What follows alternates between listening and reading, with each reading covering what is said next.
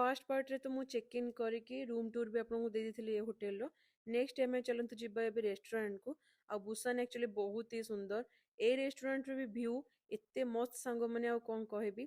माने हमर एठी टेबल बुक थिला आज पर पर्सन 7000 रुपी थिला। आ कोरियर रे मोस्टली 5टा ରୁ 7ଟା ଭିତରେ ହିଁ ଡିନର କରିନିଅନ୍ତି ତ ଆମର ବି ଆମେ ପହଞ୍ଚେଇଥିଲୁ 6ଟା ପାଖାପାଖି।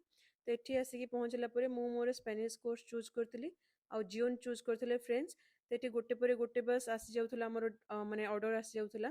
ତା ଭିତରେ ଆମେ ମାନେ ଏନ୍ଜୟ ବି କରୁଥିଲୁ ଭ୍ୟୁ ବି ଏନ୍ଜୟ କରୁଥିଲୁ। ଆକ୍ଚୁଆଲି ବହୁତ ହି ମସ୍ତ ଥିଲା ଆଉ ଖାଇବା ବି ଡେଲିସିୟସ୍ ଥିଲା।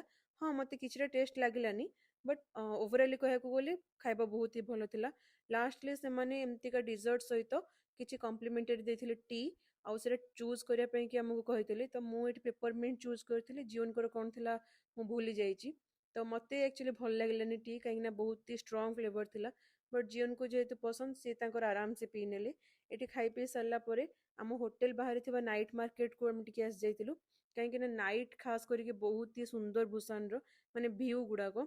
ତ ଏଠି ଆମେ ବୁଲାବୁଲି କରିଲା ଭିତରେ ଜଣେ ଆଜୁସି ଏଠି ରୋଡ ସାଇଡ୍ରେ ତାଙ୍କର ଏଠି ସ୍ନାକ୍ସ ବିକ୍ରି କରୁଥିଲେ ଆଣ୍ଡ ସେ ଆମକୁ ଫ୍ରିରେ ଦେଲେ ଯୋଉଟାକି ବହୁତ ହି ସେ କାଇଣ୍ଡ ଆକ୍ଚୁଆଲି।